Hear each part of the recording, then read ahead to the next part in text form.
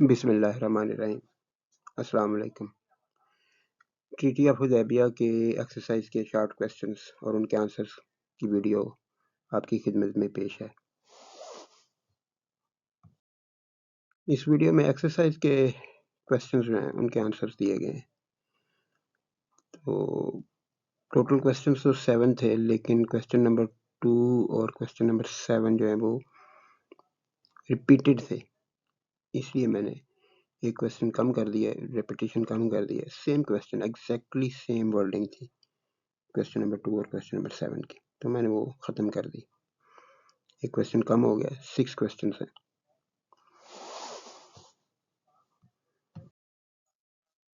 G, question number 1، What is the historical importance of the Treaty of Hudaybiyah in the context of Islamic history? How did it impact the relationship between the Muslims and the Quraysh? کہ جی اسلامی تاریخ میں صلح حدیبیہ کی تاریخی اہمیت کیا ہے اور اس سے مسلمانوں اور قریش کے تعلقات کے پر کیا اثر پڑا۔ تو ایک چیز یہاں پہ کلیئر کر دوں کہ یہاں پہ آج کل ایک ٹرینڈ سا چلا ہوا ہے، جو ضرورت نہیں ہوتی لیکن پھر بھی ٹرینڈ چلا ہوا ہے کہ شارٹ کویسچنز کے اوپر ایک ہیڈنگ لکھ دیتے ہیں، اور اس سے عام طور پہ اسٹوڈنٹس اور ان کے ٹیچرز یہ بتاتے ہیں کہ یہ جی آپ کی پریزنٹیشن اچھی لگے گی، آپ اس کو ہیڈنگ کو مارکر وغیرہ سے لکھیں گے تو اچھا لگے گا۔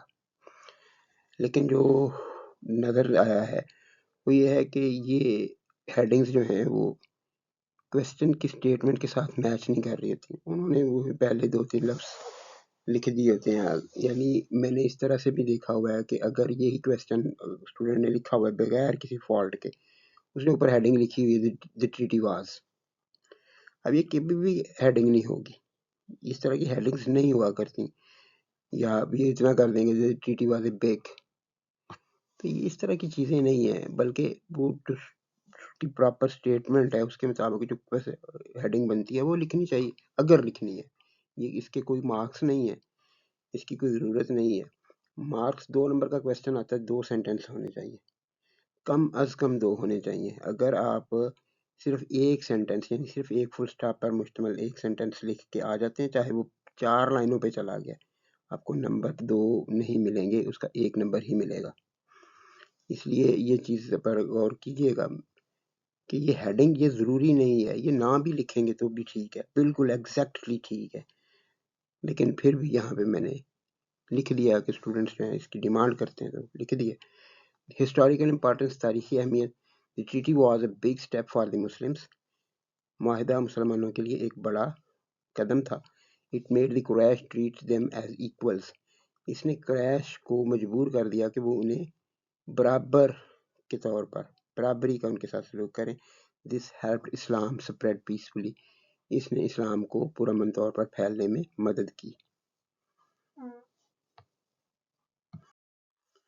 Question number 2. How did the misunderstanding about Hazrat Usman Ghani radiyallahu ta'ala anhu's martyrdom affect the course of events and how was it resolved? حضرت عثمان غنی رضی اللہ تعالیٰ عنہ کی شہادت کے بارے میں ایک جو مس انڈرسٹینڈنگ، ایک غلط فہمی جو پھیل گئی تھی، اس نے معاملات کے بہاؤ کو کس طرح سے متاثر کیا اور اس مسئلے کا حل کیسے ہوا۔ تو ریومر آف حضرت عثمان غنی رضی اللہ تعالیٰ عنہ مارٹرڈم، ریومر افواہ، غلط خبر کو کہتے ہیں۔ حضرت عثمان غنی رضی اللہ تعالیٰ عنہ کی مارٹرڈم کی شہادت کے بارے میں افواہ۔ The rumor about Hazrat Usman Ghani being martyred made Muslims angry. اس افواہ نے کہ حضرت عثمان کو شہید کر دیا گیا ہے، مسلمانوں کو غصہ دلا دیا۔ And ready to fight، اور وہ لڑنے کے لیے تیار ہو گئے، اس افواہ نے انہیں اس لڑنے پر تیار کر دیا۔ But when they found out that it wasn't true، لیکن جب انہیں پتہ چلا کہ یہ بات سچ نہیں تھی، they went on to talking and making peace with the Quraysh، تو وہ آگے بڑھے قریش کے ساتھ بات چیت کرنے اور امن کی معاہدہ کرنے کے، یا صلح کرنے کے لیے۔ Question number 3. Why did Hazrat Muhammad صلی اللہ علیہ وآلہ وسلم decide to embark on the journey to Makkah despite the challenges posed by the Quraysh. کہ قریش کی مشکلات کے باوجود یعنی ان کے چیلنج رکاوٹوں کے باوجود حضرت محمد صلی اللہ علیہ وآلہ وسلم نے مکہ کے سفر پر روانہ ہونے کا فیصلہ کیوں کیا؟ Why go to Makkah? مکہ کیوں گئے؟ Prophet Muhammad صلی اللہ علیہ وآلہ وسلم had a dream about doing Umrah in Makkah. حضرت محمد صلی اللہ علیہ وآلہ وسلم نے مکہ میں عمرہ کرنے کے بارے میں ایک خواب دیکھا. He صلی اللہ علیہ وسلم believed it was a message from Allah سبحانہ وتعالی. آپ صلی اللہ علیہ وسلم کا ماننا تھا، کو یقین تھا کہ یہ اللہ تعالیٰ کا ایک پیغام تھا. So he صلی اللہ علیہ وسلم tried to go peacefully. اس لیے آپ صلی اللہ علیہ وسلم نے امن کے ساتھ پرامن طور پر جانے کی کوشش کی. Even though the Quraysh were against it. اگرچہ قریش اس کے خلاف تھے.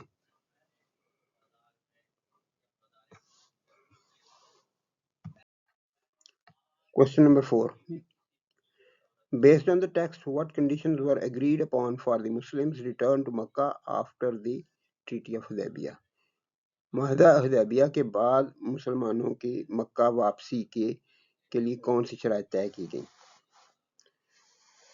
یہاں پہ کوشچن جو ہے یہ تھوڑا سا کنفیوزنگ ہے، لیکن یہاں پہ کیونکہ کہ مسلمانوں کا مکہ واپسی تو یہ دو طرح سے ہے. اس کے کوشچن کے اندر یا اس بک لیسن کے اندر مسلمانوں کی مکہ واپسی، ایک تو یہ ہے کہ وہ اب مکہ آئے ہیں، عمرہ نہیں ادا کریں گے، واپس چلے جائیں مدینہ اور پھر اگلے سال واپس آئیں. ایک تو وہ ہے، اور دوسرا وہ جو شرط طے کی گئی تھی کہ اگر کوئی مسلمان ہو کے مکہ سے مدینہ چلا جاتا ہے تو وہ ریٹرن کیسے ہوگا، اس کو ریٹرن کرنے کی کیا شرطیں ہیں. تو یہ دونوں طرح سے ہو سکتا ہے، لیکن میں نے اس کو وہ بیسک شرط کہ عمرہ نہیں ادا کرنے دینا، اس سال نہیں ہم نے کرنے دیں کہ اگلے سال آئیے گا، میں نے اس کے مطابق اس کا آنسر کیا ہے. کنڈیشنز فار ریٹرننگ ٹو مکہ واپسی کی شرائط. The Muslims agreed to go back to Medina first. مسلمانوں نے پہلے مدینہ واپس جانے کے لیے راضی ہو گئے. They could come back to Makkah the next year for 3 days to do Umrah. وہ اگلے سال مکہ واپس آ سکتے تھے اگلے سال 3 دن کے لیے عمرہ ادا کرنے کے لیے. They could carry weapons but not openly. وہ ساتھ ہتھیار لا سکتے تھے لیکن کھلے عام نہیں. تلواروں کے بارے میں یہ انہوں نے لکھا ہوا تھا کہ جی تلواریں لائیں گے لیکن ان کو نیام میں رکھا جائے گا. Question number 5. Evaluate the leadership qualities of Hazrat Muhammad sallallahu alaihi wasallam during the events of the Treaty of Hudaybiyah.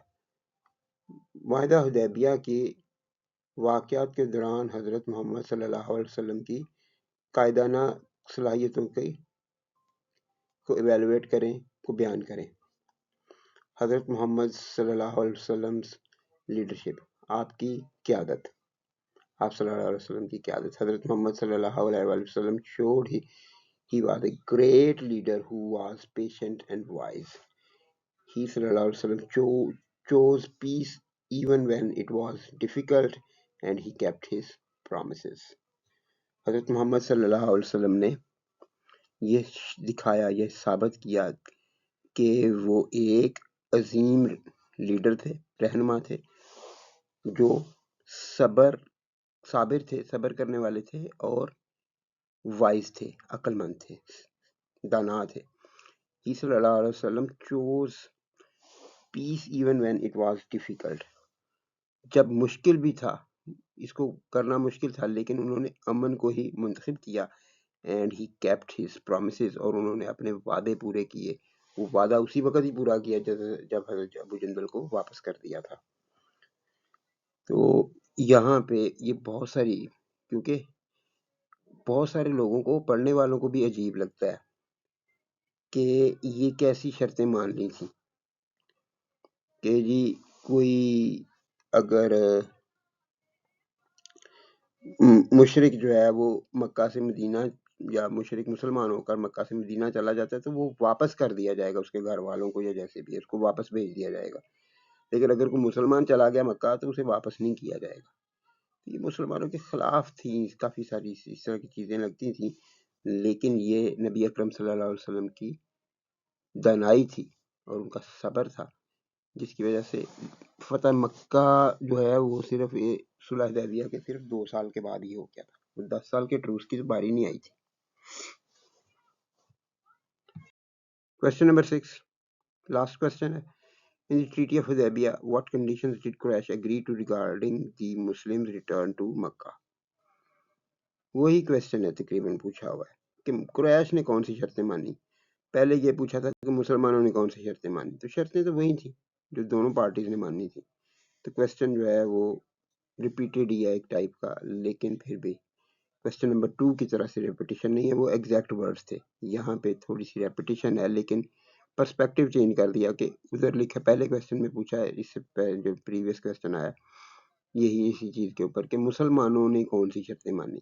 اب انہوں نے پوچھا ہے کہ اس میں قریش نے کون سی شرطیں مانی، تو شرطیں تو وہی تھیں. تو کویسچن پڑھتے ہیں. دا قریش کنڈیشنز فار مسلم ریٹرن، قریش کی شرطیں مسلمانوں کی واپسی کی. The Quraysh agreed to let Muslims come back to Makkah for 3 days the next year to perform Umrah. قریش مان گئے کہ مسلمانوں کو 3 دن کے لیے اگلے سال آنے دیں گے کہ وہ عمرہ ادا کر سکیں. They also agreed to stop fighting for 10 years. اور وہ 10 سال کے لیے جنگ بندی پر بھی، اسٹاپ فائٹنگ لڑنے پر، لڑائی روکنے یا جنگ بندی پر بھی مان گئے.